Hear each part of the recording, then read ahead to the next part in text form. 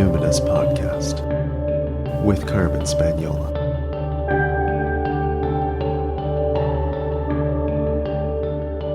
Hi there, and welcome to the Numinous Podcast, where we have interesting conversations with everyday folks about the mystery of life.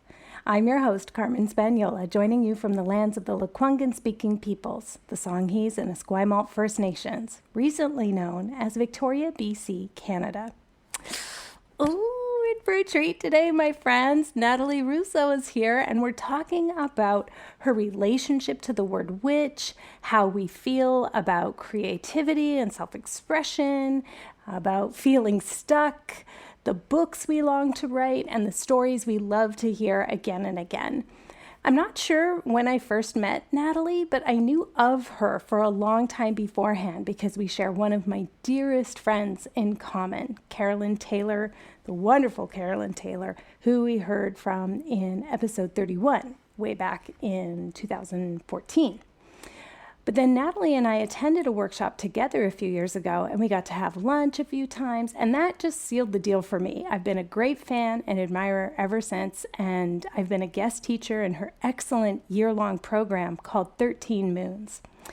It's so good. I think if you want to know when it opens again, I think it opens like every Samhain, so like October 31st every year. Anyway, get on our newsletter to be notified when that opens again. I'll link to it in the show notes. Natalie is a woman who wears many hats. She's taught yoga and meditation since 2002. As I said, she's taught her Wheel of the Year program called 13 Moons, and she's currently studying somatic therapy. She lives in Hul'qumi'num territory, also known as Salt Spring Island, BC. I think she's a great listener. She's an excellent writer. She's a very gentle teacher, and I know you're going to love this conversation between us, these two very like-minded women of great mutual respect. Without further ado, here's Natalie. So Natalie, what identities do you lead with? I love this question, and it's also a hard one to answer because there's a part of me that feels constant and a part that feels like it's always in flux. So I would have to say the part of me that, that I lead with, that people would recognize and see right away, is I lead with the identity of woman, so cisgendered woman, white woman. I'm a woman of mixed European heritage, primarily Scottish, French, Welsh. So those are the really prominent identities, I think, that people would see right away. And then if you got to talk to me, you'd see that I'm a mother, and that's definitely an important identity for me. I definitely, I think, lead with the identity of like a seeker. I'm a very curious person. I have always been very curious, so I love to learn, like seeker and student. And I think that comes across even when I meet people, because I always have lots of questions. I really want to know and understand people, yeah. And then other identities, I've had lots of different identities at different times based on like what I'm doing. But that again is the part that always feels like it's in flux, and that's felt like it's been in flux for a really long time. There was a brief period of time where I felt like I could say, I'm a yoga teacher. And that was like but then even that fell away. And so, I really don't have a good answer to that right now, what I am. So I do often say I'm like, just like your friendly neighborhood witch, and that just encompasses all the stuff that I do.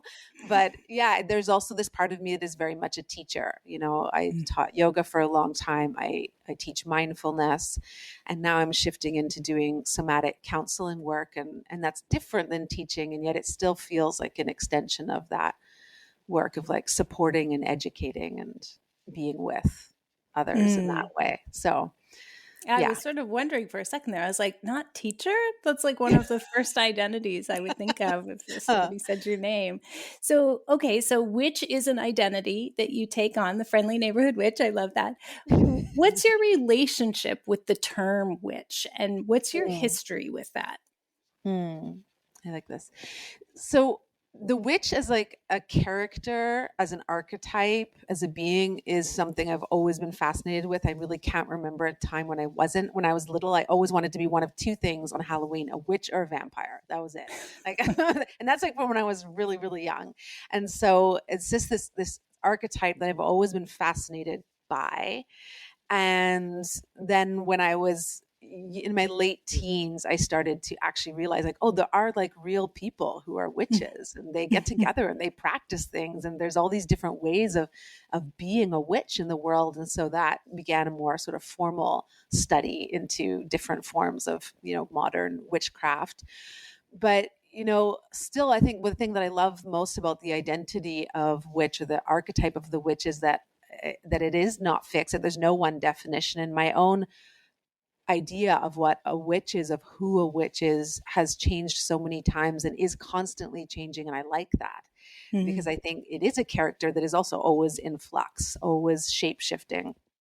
I love that the witch, to me, is, I think of the witch very much as a character who's a bit of like an edge walker, right? Hedge rider, someone who can, like has one foot in the mundane world and can interface with society, but then another foot in the wilds and interfaces with different realms. That is something I really resonate with, and that really has always intrigued me, and for me is something that I've also needed. I really need to have my foot in different worlds. Yeah, I think there's so much more I could say, but that's sort of the first things that come to mind right now. Are there any ancestral pathways that have guided your exploration of witchcraft? Because the reason I ask that is because I too, as a young child, I remember finding an overdue library book when I was like clearing out stuff in my 20s, and it was from from the 80s. So I would have been like 9, and it was like a guide to lucid dreaming. Right. And I was like, and like finding old crystal books and things like that I don't know how I came to have these, but that has changed so much over time. And now for myself, I would consider myself more of a folk witch, and somebody who's like drawing on Scottish Highland ancestry to help me shape what my practice is. That seems to have the most resonance for what I was naturally doing anyway, which maybe some people would call green witchcraft or hedge witchcraft. It sort of depends. I very much would say kitchen witch. So how would you describe your practice? Is it fairly eclectic?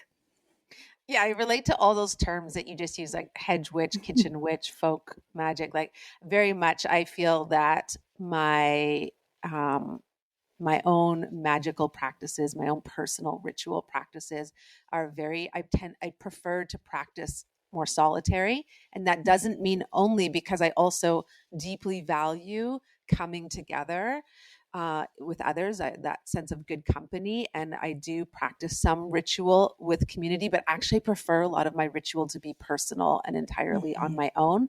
But I love being together in community with other witches or people that are curious about working with what I call like earth magic, because I'm very drawn to the magic of the earth, the rhythms of the seasons, the natural world, and this kind of folk magic that is a lot to do with food and plant medicine, like in the kitchen and the home, like these. And I do, though I haven't had, I've looked deeply into my ancestry, and I've had conversations, with I have one living grandparent, like, and my Scottish grandma, like, are there any witches? I ask these questions and people kind of look at me like I'm funny, and haven't got any, verification of that, but I don't really need to, because I know what people have been doing. And so I feel this more on this instinctive level of kind of tapping into these ways of practicing that to me just feel really innate and instinctive.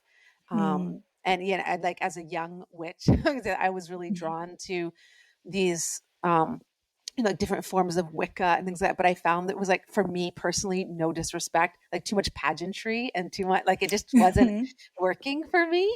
And it just feels really more organic, and that feels, and I noticed, for example, with like the plants and the foods that I work with, they're very much the foods and the plants that my ancestors would have worked with in that way. So in that way, it does feel connected ancestrally. Yeah. I really relate to that too. I am a solitary witch, and yet because I'm a teacher, Yeah. I do love hosting Wheel of the Year Mm-hmm. rituals and workshops and events and things like that. But generally speaking, most of my ritual is like I could do it and nobody would really know that that's what I was doing, except of course, I have altars everywhere and Yeah. offerings that go out. That's sort of noticeable when you're in the backyard. People are like, what is that statuary on that tree or whatever?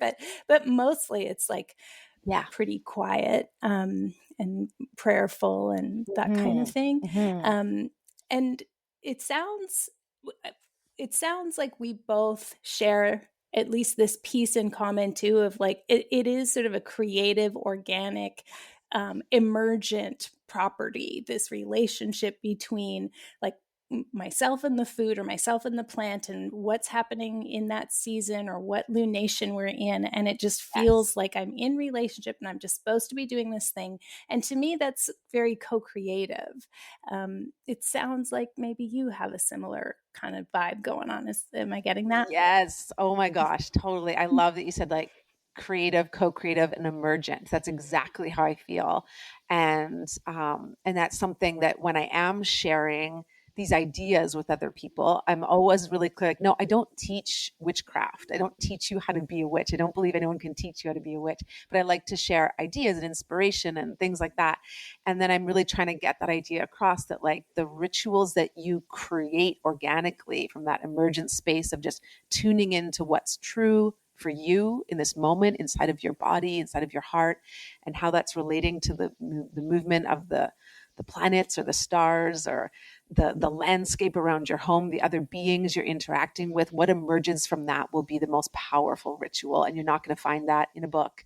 And I can't give you a recipe for that. And yet I can give you ideas of things that how I work. And I know that that can be really helpful because certainly I learned a lot of things from just hearing how other people do things and For then sure. being willing to just try things out. And I think that's the thing, just being willing to trust your own process. But the creative part is huge. I actually think that that's what spellcraft ritual work is. It's a creative process, hands down. Yeah. Yeah, for sure. I want to talk about creativity and self-expression, but before that, I have this thing that seems very clear and obvious to me, but I'd like to test this with you as a fellow witch. Okay. All right. So all witches are animists, but not all animists are witches. I mean, So would you say you're an animist? Absolutely. Okay. Yeah. Absolutely. This seems Yeah. like this is sort of Socratic reasoning to me that I'm like, I'm not wrong about this, right? If you are a witch, by definition, you have to be an animist. How could you possibly think you're in relationship and not believe in the ensoulment of whatever it is you're you think my logic's I'm pretty like solid right there with you. Yeah, absolutely. Okay. I don't understand how you could be a witch and not be an animist. Yeah. I think that in 10 years or so, what we see now is sort of like an Instagram witch trend is going to deepen. I actually even said this to my publisher as I was sort of pitching my book. It was like, in 10 years, we'll be calling it animism, which is really what it is. That's kind of the foundational piece. And it is. And not every animist would say they're a witch, but certainly if you're a witch, I don't know how you wouldn't be talking in animistic terms and declare that. Okay. Thank you for I'm with validating. you. Okay. Thank you. And it's also hard for me to imagine, like the term witch is like, it's such a fun thing to play with, but really animist is what makes the most sense to me. And it's hard for me also to imagine an animist who isn't a witch, even if they don't identify as that. I'm like, oh, you're a witch. Interesting. Right. Right. Interesting. I guess I'm thinking about like an indigenous person, like Hul'qumi'num speaker, might not consider themselves a witch because they're like, that's some like white European thing. Absolutely. Whereas we would be doing similar things. We'd be doing trance journey. We'd be like propitiating our spirit friends. We'd be doing all that same stuff. But I could see them being like, bitch, I'm not a witch. Do you know exactly. what I mean? Like, no, totally. Yeah. I totally agree. Like, right, that's this term that has a lot of resonance often for us, like women of European ancestry. Like it means a lot, and to other people from other cultures, it can be a straight up insult or a dangerous thing to say, or just like completely they're not going to identify it with. it, even though our practices may look very much the same. Yeah, exactly.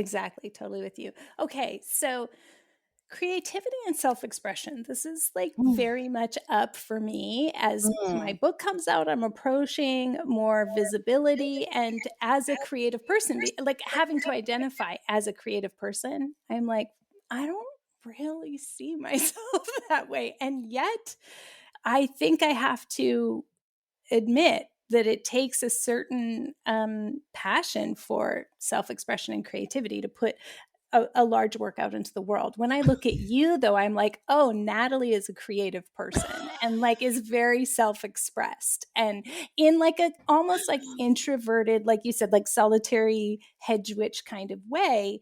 I see you as a very creative teacher and a very a space holder who's like supporting other people to be more self-expressed. So I'm curious for you, what was like a key junction for you in your self-expression and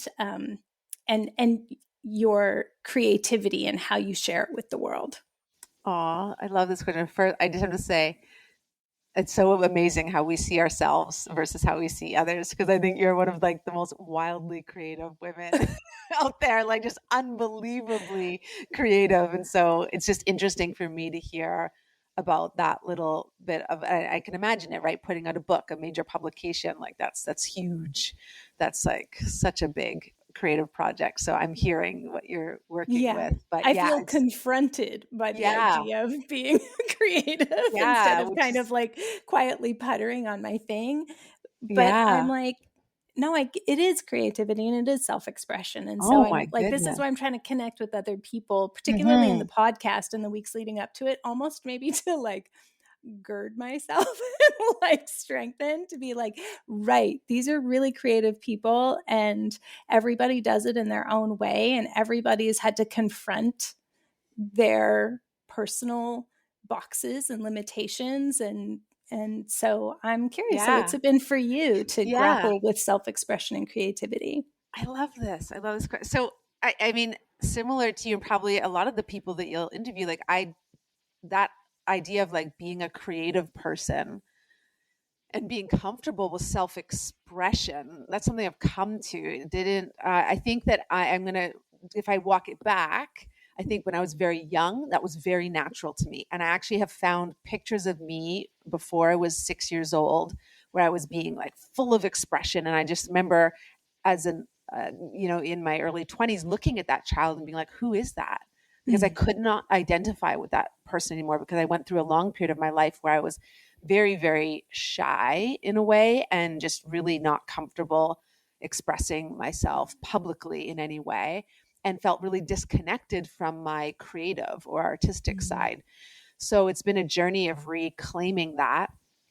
And part of that came through my teaching work. As I went into teaching work, my creativity just naturally started to come into it as I got more comfortable with teaching. Mm. And over time, I was able to like feel that part of myself just sort of filling in again. And then, Mm. uh, you know, it's only been in the last few years that I've really been able to look at myself and be like, I can really own like the ways in which I am creative. I do not identify as an artist. And yet, the archetype of the artist, the way that an artist lives and sees the world and their life, I resonate with that a lot. So I guess I say I don't identify as an artist because in our society, it seems people who are artists are people who are making a living with art. And I don't relate to that. And yet, my whole life is a creative process. Like I really can see Mm. that. Like I live my life in a very creative way. And I certainly relate to my work in a creative way. And on that topic of self-expression, gosh, that's such a big one. Such a journey. And I have Mhm. to say that right now, if I was really honest, I'm feeling really sort of stuck in my self-expression. I think because the last few years of my life, there's been a lot going on behind the scenes, a lot of personal challenge in my family, a lot of really painful, difficult experiences, holding space for others who are going through crisis. and then the pandemic. And Mm-hmm. then, I got divorced just a year ago and transition and also going through a lot of transition in my work and being in a student phase again, studying somatic counseling. And so there's a part of my voice that actually feels really stuck right now. There's a lot of things I want to express. There's a lot of things I want to speak to. There's a lot of writing I want to do that does not feel ripe yet. And so if I feel a bit like there's so much inside, and yet I'm not quite at that place where I can express it fully. And that's a bit Mm-hmm. feeling I'm pretty used to being in between liminal transition states. So I know like that's where I am and I can hang out here. But it's been a number of years. I'm like, oh God, I'm starting to feel like when am I going to bust through? So Mm-hmm. so I'm in an interesting phase. And Mm. I'm feeling, like it's harder to access my full voice. Thank you for admitting that. Mm, That's like, I think one of the trappings of like capitalist, imperialist, white supremacist patriarchy, that it's like we're never supposed to say, I feel stuck or I feel unripe. mm, I feel like it's been going on a while, so it's mm, really refreshing to hear that and super relatable, right? Where mm. it's like, people keep asking, what are you going to do next? And I'm like, if you'd asked me a year ago, I would have said I have 4 or 5 other titles I want to do. And right now I'm like, nothing. I Yeah. have nothing. I have nothing else. Um, I need to wait and see what happens. Need to wait and see Yeah. what happens. I'm not sure how I'll feel. So I get that feeling of like something that is nascent and feeling not quite ready, and it's sort of a different place to be, for me as a teacher as well, of like what Mhm, I'm used to being pretty generative and pretty excited, and it seems like you are too, right? Like, oh, I'm mhm. creating this program, I'm doing this thing, this feels really relevant, and then there's this sort of fallow period, Yes. and it's like, okay, all right. So when and where do you feel most creative? Okay, so we know fallow periods are Mm. okay, Yeah. but when is it juicy? Like, what are the conditions that create a good context for your creativity to flow? Such a good question. So, first of all, I have to be lit up and inspired. Like I need like inspiration, like a hummingbird needs sugar water. Like I need to be learning and at some kind of evolving edge with what I'm studying or exploring. And that Mm, usually needs to be really like alive in my life, not just intellectual curiosity. So when mm, those things come together, but also I will say I also have to be feeling like safe and well regulated in my life. And I think that's part of it. I've been in a longer fallow period to a degree because of like a lot of questioning and disillusionment for a number of years. mm, And then in the last few years, as I mentioned, there was a lot going on that I had to attend to in my family and then in myself, some deeper integration work. And so being very gentle with that, I can see like it's really hard to be generative and creative mm, and to express when you're not feeling entirely safe in your life, mhm, in mhm, yourself, not entirely regulated because of going mhm, through things. And so for me, I think that's really important. There has to be a certain amount of like embodied ease for me to be mhm, truly creative. Um, and then that along with being fed and nourished at the level of the mind and the soul. But when those things come together, like you, I can be unbelievably generative, like just like, oh, I can't keep up with all the ideas that I want to put into the action. Yeah. Wow. Embodied ease. Like, I feel like everybody right then, if we didn't like Oh. feel it, it was like, oh, I could imagine what that Hmm. would feel like, Hmm. it's like a memory of a thing that it's like, oh yeah, that was really good. Thank you for sharing. So Hmm. what's the scariest part of the creative process for you? Hmm. Well, okay, I'll be honest here that this is another thing where I'm challenging myself, hopefully in this next chapter of my life is I recognize that there's a certain level of the creative process where when I'm in that teacher role is very comfortable for me. That's where I've been for the last couple decades. So I can create from that space. And when I'm in that role quite comfortably, whereas writing, for example, like what you've just done, published a book, this is something I've always wanted to do. And I once was sitting with a friend, a dear friend, and I heard myself say, like, no matter how successful I get at anything else I do, if I don't write, I will never feel successful. And it was really Wow. interesting because that's the one thing I've wanted to do since as long as I can remember. Wow. And yet there's something again that's in the way, like my voice. There's things that I'm recognizing it might be something I come to much later in my life because there's a lot of other stuff that needs to be cleared out. But that's part I have to, whenever I step into writing not from the teacher's voice, I can't believe how vulnerable and scary it is for me. So I'm going to just be really honest here and say that that to me is definitely an edge for me. I like stepping into like more creative writing. Yeah. That sounds terrifying. Yeah. Sorry. I'm like, yeah, that sounds really scary. Yeah, that is something I can totally relate to. I've never really even thought of that before. I had never wanted to write a book. Like I wasn't one of those people who was like, I'm going to write a book one day. It was definitely the teacher archetype was like, okay, I need to just like encapsulate this stuff so I can like build on it. And then I can get to that more edgier stuff, you know, like a little bit more, we're synthesizing more themes here, but I needed my first sort of like normie mainstream-ish kind of thing. And totally am like, I'm not I would never identify as a writer. Author, yes, I'll have been published, but you will never hear me say I'm a writer ever. I'm like claiming that I'm like throwing it down right now because what you're describing sounds terrifying.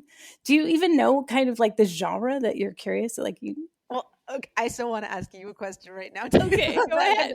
Okay, so I want to answer it. I so relate to what you're saying, and I've often thought too that maybe my first book, because I've been approached with some of my work. People have been like, "This is a book. Just put it together. It's a book." And I'm like, "Oh, okay, I could do that." But when I have the time, I should do that because it would be easy.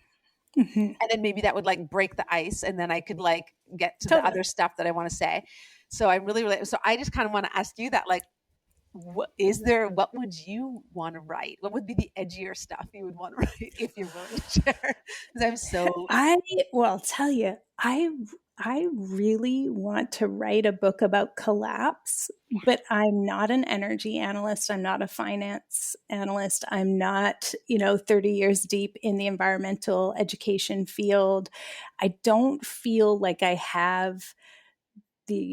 don't have the credibility or the authority or any of those things. I have a kind of philosophy that my husband and I have co-created that is like, here's like basically 9 collapse skills that would be helpful. And here's how I think collapse is sort of going to look. And this is why I've done the trainings I have. This is why I pursue the spirituality that I do. These are I would like to write that book, but I cannot imagine how inadequate I would feel because I've interviewed people who write collapse books, but it is sort of similar. Like I know real writers who win awards and who, that kind of thing. So it's the same kind of thing where I'm like, no, I know real collapsitarians. I know real energy analysts. So I have no business writing a kind of normie mainstream book about collapse, and so that would make me feel incredibly self-conscious and inadequate. And like, I'd really have to, I'd have to shape that in a certain kind of way. This is where my love of marketing would come in, where I'd be like, well, let's be clear. This is the perspective I'm writing from, but I can imagine a lot of very personal inner demons about, being a sham and and not even understanding the problem. Who am I to then write about it, But if I put on the teacher hat, I'm kind of like, I think I could be helpful. So, I agree. And like, I would love to read that book. I know that this is a conversation that you and Ruben have had a lot, and that you've put time and energy into learning things. And I would want to read that book. I'd probably enjoy it more than reading a book by an expert on collabs. Possibly, yeah. So, So thank you. So tell me what's your thing? Yeah. Like, it's funny because when I was younger, I loved to write poetry and nonfiction. And that just seems like it totally dried up once I became a teenager, which is so sad to me. And I always wonder when that will come back, if it will. There's been little whispers of it in the last few years. But like, I have an idea for a nonfiction book that is like kind of like historical fiction about women anyway, but also there's a lot of memoir writing that I feel really called to write, just because I feel I love memoir as a genre. I love it. And I would want to read your memoir.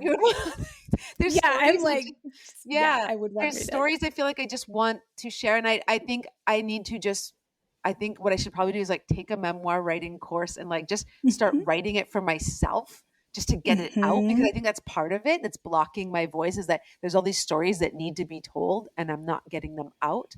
And I think if I just got them out and didn't worry about getting it out for other people, and there's a lot of fear around it because, of course, and I think this is a big thing for anyone considering memoir, is like, this is my story, but it also intersects with all these other people's stories. And I'm very cautious of that and conscious of it, that my family's stories are not mine to tell. And yet, how do you tell your part? Like, this was my experience of these relationships and this, what it was like to grow up in this family, and not, to be honest, but also not. So I'm always like, I'll just wait till everyone's dead. But I could also, I'm like, I want to read the book where you're talking about what it was like when you were growing up, and then also what it's like for you as a mother. Yeah. Like in like contrast, like I just following the threads, doing it differently. I don't know. Is it again, like, is this another middle-aged menopausal woman episode? I don't know. This wasn't the plan, but it's kind of like, I do want to hear the stories of women who are in between and who are, holding the middle position, between generations. So I would totally read your story. Thank you.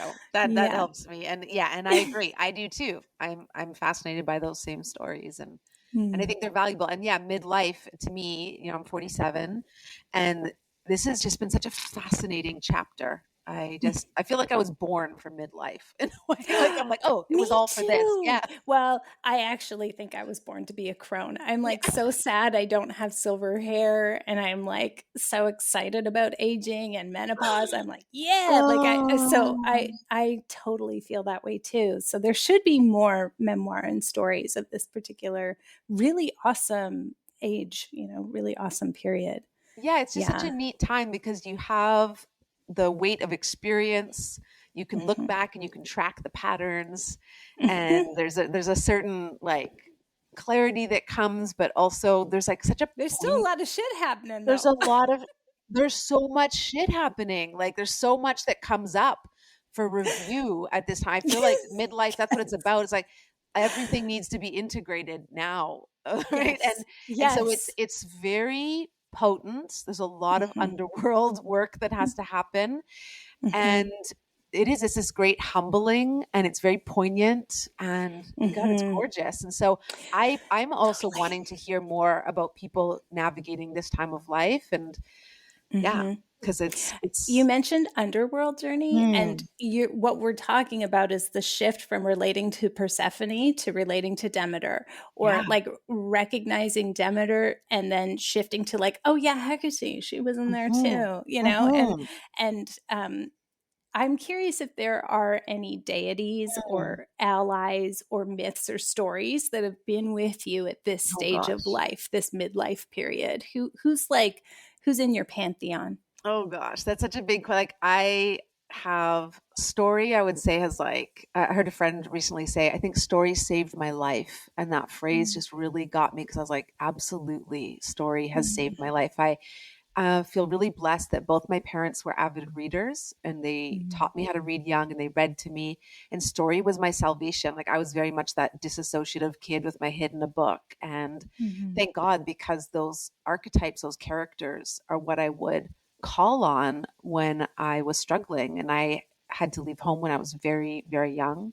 15 is too young to be out on your own, but it was safer for me to be out than in the home I was in.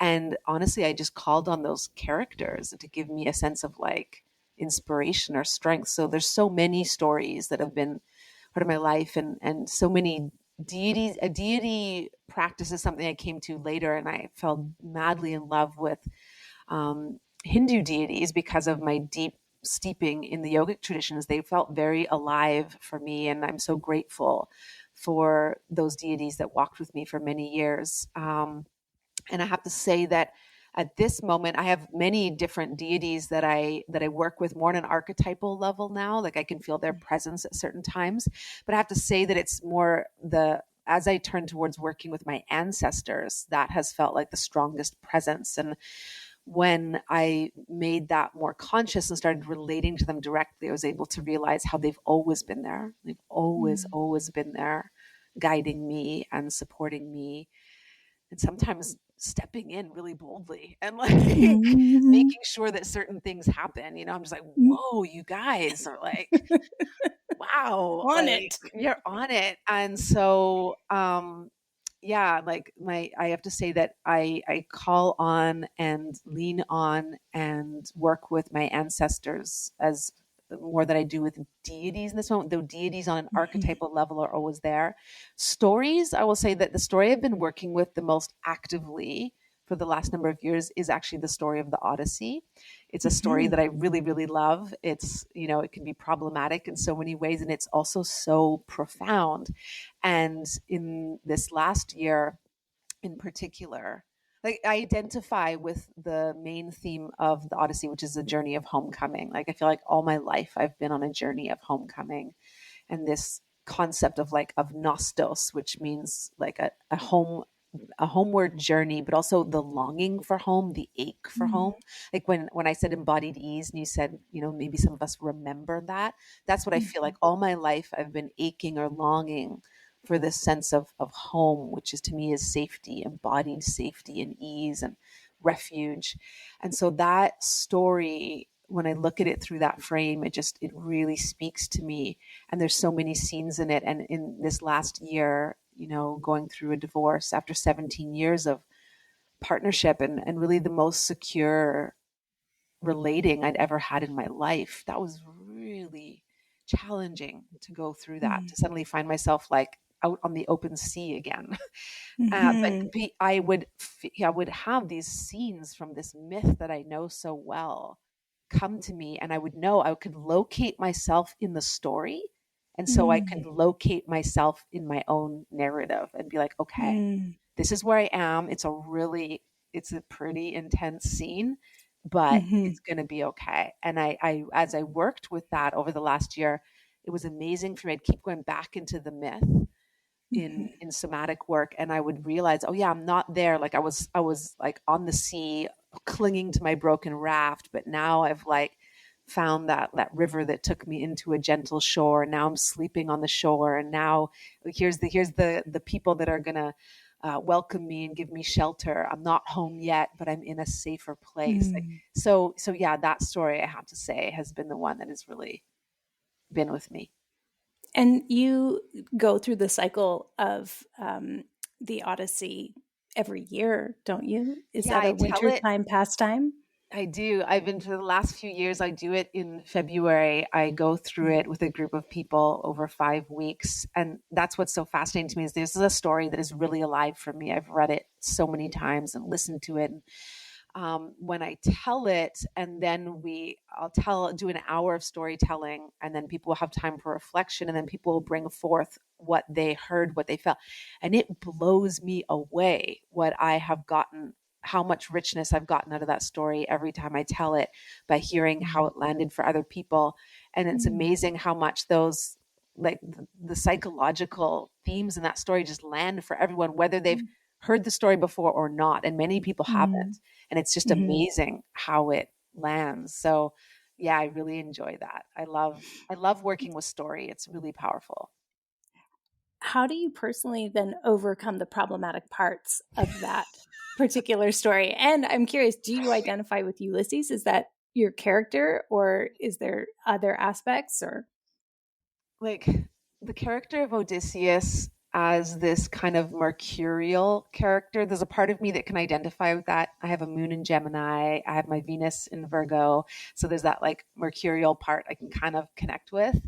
But obviously, yeah, there's some really problematic parts of this story, because ancient Greek mythology is just really, there's some stuff that's challenging. And so I try to walk that line of like not totally reinterpreting the story, and being true to the story, but also like when I tell it, I try to tell it as it is, but then it's hard for me not to like put certain emphasis on certain characters and to kind of portray them in a certain way.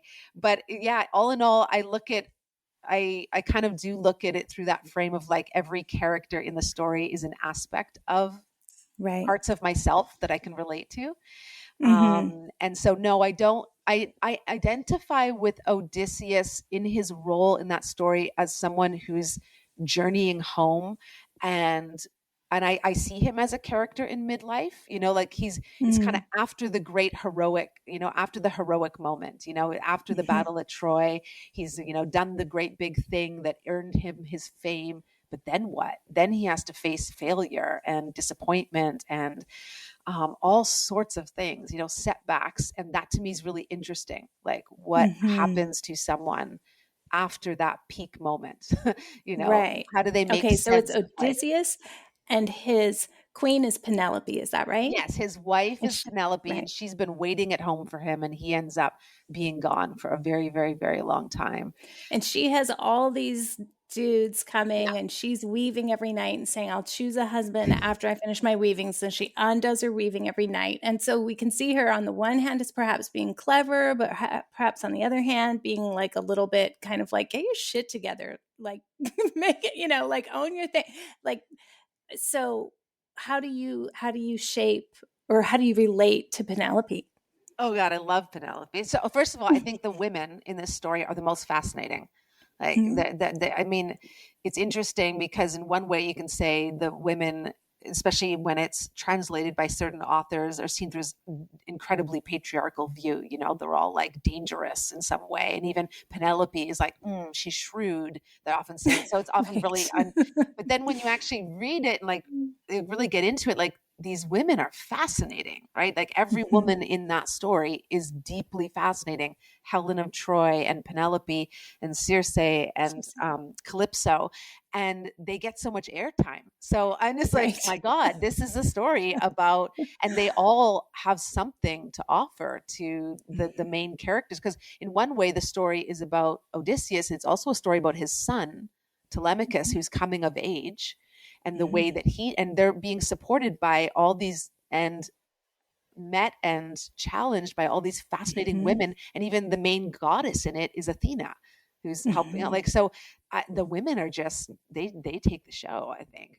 These guys are just... There have been yes. Are you familiar? There's like a more a feminist scholar, I think, rewrote it or it did a new translation.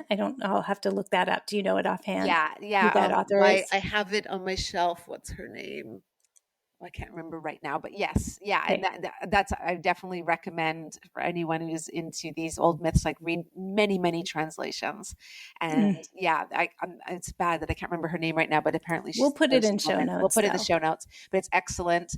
And of course, Margaret Atwood's The Penelopiad, you got to read that. And then Margaret, what is it? Circe, the one who wrote Circe. Oh, yes. Margaret Miller. She's amazing. I love her work.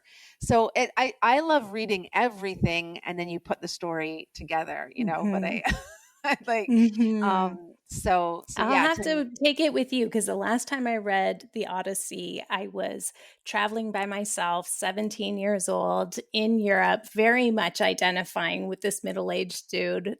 It's funny how much poetry and things, I remember reading Ozymandias and like relating to that, and looking back now, I'm like, I was a child. Why was I so old before my time, and relating to these like epic figures who'd been through so much. Anyway, it's good to go yeah, back and I relate. revisit I'm the these same. things.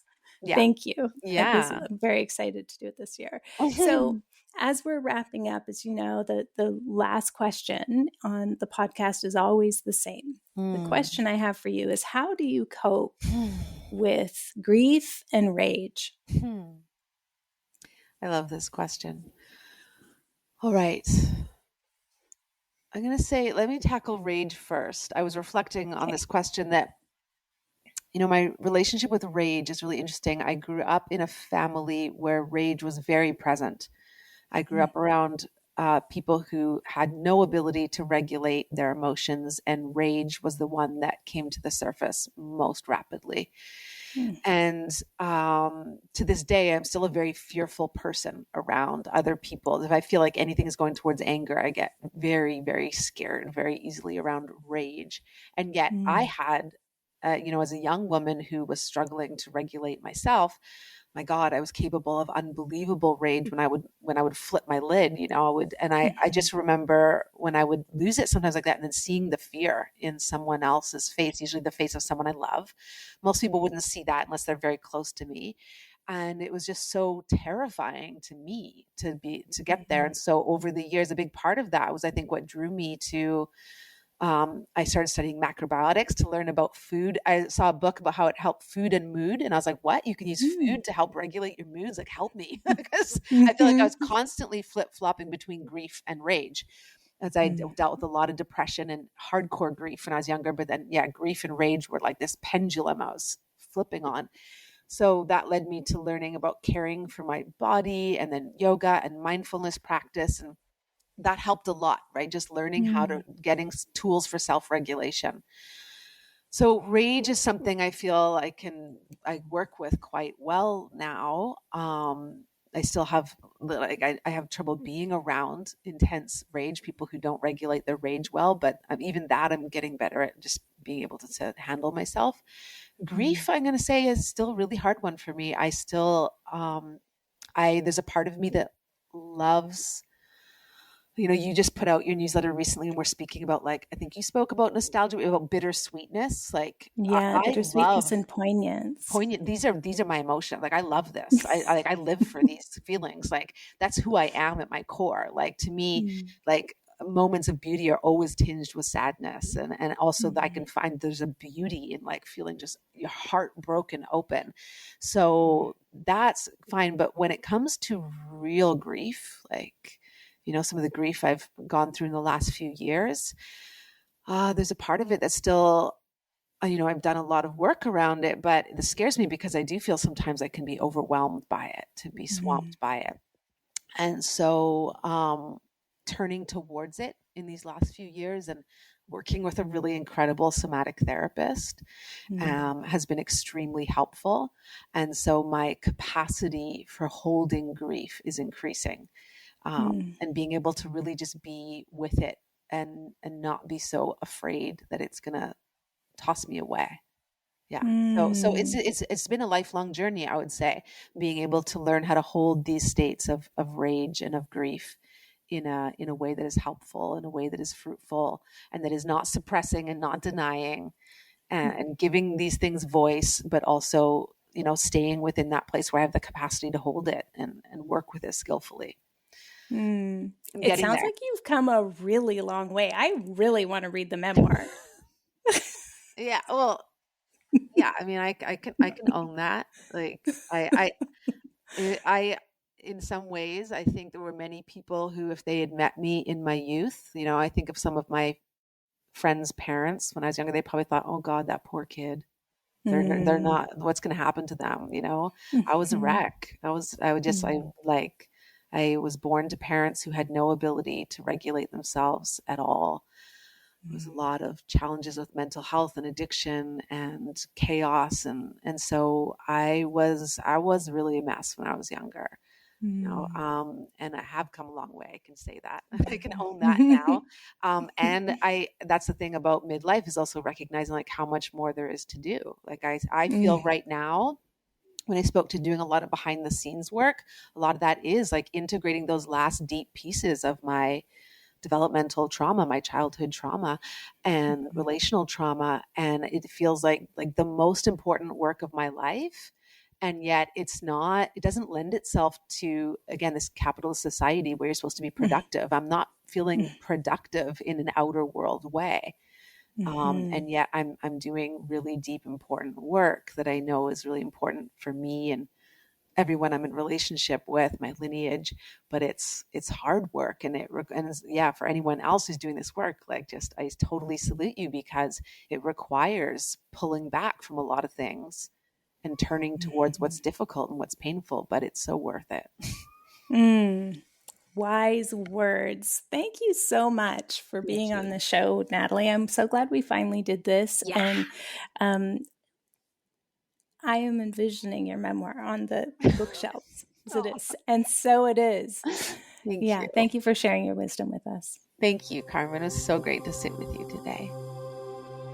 I'm serious. I'm very excited for that memoir, especially after it's been seasoned by a few years in her role as a somatic therapist, knowing what I know about Natalie's early life and what she's been through as a parent. It'll be fascinating, and I'm positive it will resonate with hundreds of thousands of women. You can follow Natalie on Instagram at Natalie Rousseau 108, and I'll link to that and her website in the show notes at numinouspodcast.com. So listener shout out. Hello, Iceland, representing this week. It's great to see you in my downloads. Big surge. It's a real honor and a privilege. Thank you for being with me. I super appreciate it. Finally, remember that The Spirited Kitchen is available for pre-order online or from your local independent bookseller. Just ask them to bring it in. And then bring your receipt back to my website to receive your instant bonus downloads. Just go to the cookbook tab at carmenspagnola.com. CarmenSpagnola. Until next time, take care.